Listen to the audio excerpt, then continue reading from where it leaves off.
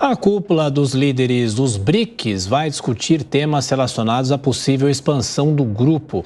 A ampliação do bloco tomou grande impulso recentemente por causa da disputa geopolítica cada vez mais acirrada entre China e Estados Unidos, as duas maiores economias do mundo. E sobre esse assunto a gente recebe agora nosso colega aqui da Jovem Pan, o analista internacional Gustavo Segre. Tudo bem, Segre? Como sempre, muito obrigado pela sua gentileza. Boa semana. Muito obrigado, bom dia para vocês e para a nossa querida audiência. Bom, de que forma a reunião é primordial para o futuro desse bloco? Porque a gente sempre acompanha essas reuniões que envolvem muitos países e muitas vezes não temos nada de concreto no fim desse encontro. Mas será que é possível discutir essa ampliação, também recursos para o bloco e aproximação do Brasil com esses países?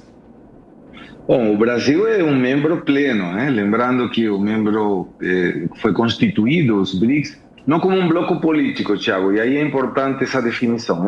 É mais uma aliança política, é mais que um bloco comercial como a União Europeia ou a própria Mercosul. E foi constituído de uma maneira mais pela tradição política, foi depois, inclusive, de uma reunião da ONU e foi caracterizado como uma aliança formal em 2009 lá na Rússia. E em 2011 se incorpora a oeste, né, de África do Sul, Sudáfrica. A partir de aí, o bloco começa a ter definições muito mais políticas que econômicas, mesmo que abrange uma quantidade enorme de consumidores e uma fortaleza produtiva muito forte. E agora a dúvida, depois desse tempo em que não tinha reuniões presenciais, e começa a partir de agora novamente com elas, a dúvida de saber, impulsado sobretudo pelo Brasil, quais serão os próximos países a incorporar nesse bloco. E fortemente está soando como a Venezuela, a Argentina e a Arábia também como integrantes propostos pelo Brasil para a incorporação. A dúvida é se isso vai ter uma aceitação por parte dos outros membros.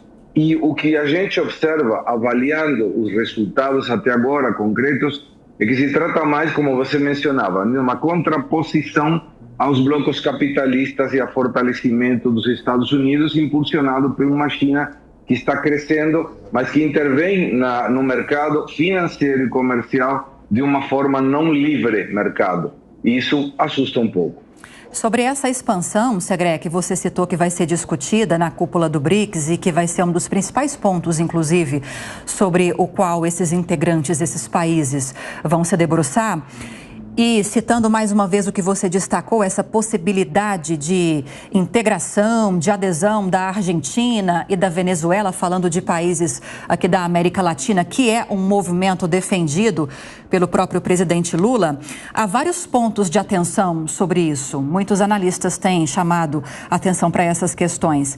Por exemplo, se isso se configurar, como fica o protagonismo brasileiro dentro do grupo, dentro do bloco e qual vai ser a reação aqui dentro do Brasil, da política nacional, em relação a essa defesa do presidente para que haja a adesão de dois países economicamente muito enfraquecidos? E para além dessa questão, tem também o fato ideológico, Lula defender a adesão de Nicolás Maduro, que é uma ditadura hoje, que é um ditador. Como isso vai repercutir nacionalmente se essa adesão acontecer? A minha sensação é que no caso da Venezuela possa ter sim um impulso forte. Nós temos observado essa aproximação do Brasil com a Venezuela e especificamente do presidente Lula com o ditador Maduro. E isso pode ser levado também para a proposta de incorporação da Venezuela.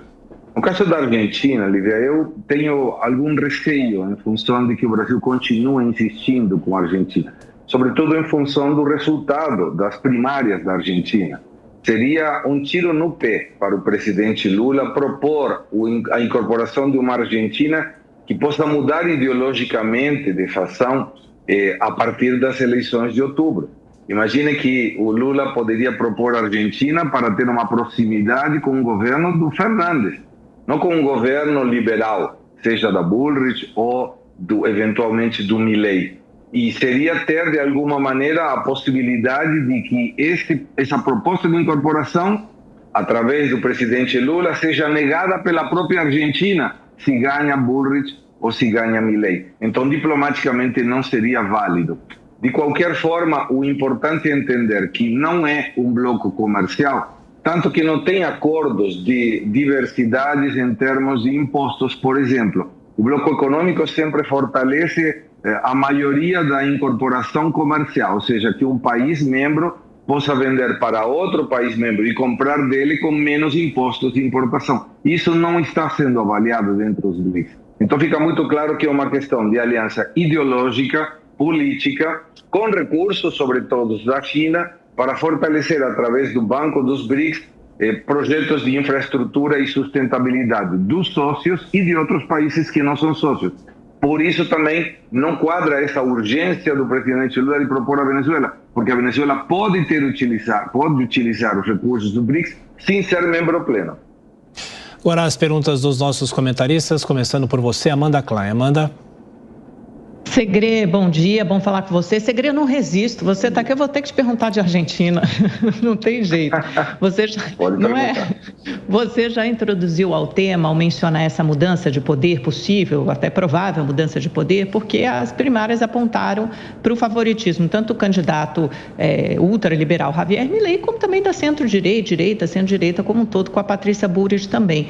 Eu estava lendo as notícias mais recentes e vi que há uma aproximação já, por exemplo, do Javier Milei e do Macri, e há pesquisas que já indicam uma possível vitória no primeiro turno de Javier Milei. Queria que você contasse um pouco desse cenário pós-primárias, porque a gente acompanha muito até o resultado e no day after, e depois esquece de acompanhar as especulações. O Javier Milei, por exemplo, já disse que o Macri poderia ser seu representante no mundo, né, ter um papel de destaque, de protagonismo no seu governo. Como é que você vê daqui para frente até a eleição? É uma ousadia do Milei falar que o ex-presidente vai ser o seu representante, o garoto propaganda da Argentina no mundo. Estão pedindo, inclusive, de setores muito próximos do Macri, ele tomar uma determinação de apoio a Bullrich, que não deixa de ser a sua candidata natural. O candidato do Macri não é, definitivamente não é, o Milei. Mas, de qualquer forma, para entender, para que a nossa audiência entenda, para que ganhe em primeira volta, tem que ter 45% mínimo dos votos e uma diferença de 10% com o segundo. Somente aí ele poderia ganhar. O Javier Milei conseguiu 30% nas primárias, e aí vem uma situação complexa, Amanda, porque complexa me refiro eleitoralmente. Imaginemos por um momento que seja o Milei no balotagem com a Bullrich. Os eleitores do Massa vai ser muito difícil que apoiem a Bullrich, que é tradicionalmente a opositora do Massa. Se for Massa com o Milei, os eleitores da Bullrich são mais propensos a votar a Milei do que a Massa. Isso colocaria a Milei praticamente na cadeira presidencial. O grande problema é o day after, exatamente aí. Imaginemos que ganha Milei. Ele vai ter 8 senadores sobre 72 e não mais de 30 deputados sobre 257. Isso vai impossibilitar a governabilidade dele. E ele disse que não vai ser aliança com ninguém. Então a gente, analisando politicamente, observamos muito a história do Peru, por exemplo, em que o Castilho era colocado sem governabilidade e termina sendo destituído a partir, inclusive, da vontade dele de destituir o Congresso.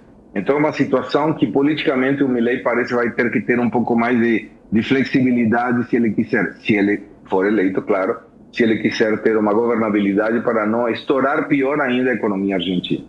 Seguimos falando com Gustavo Segré, que é analista internacional aqui da Jovem Pan News. A pergunta agora, Segré, é do Beraldo.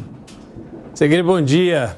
Voltando ao tema dos BRICS, a gente vê que, em razão da guerra entre Rússia e Ucrânia, a resposta que o Ocidente deu à Rússia foram os embargos. Então, a Rússia sai do sistema financeiro e fica, num primeiro momento, isolada e depois se alinha com a China e começa a encontrar novos mercados para os produtos que produz.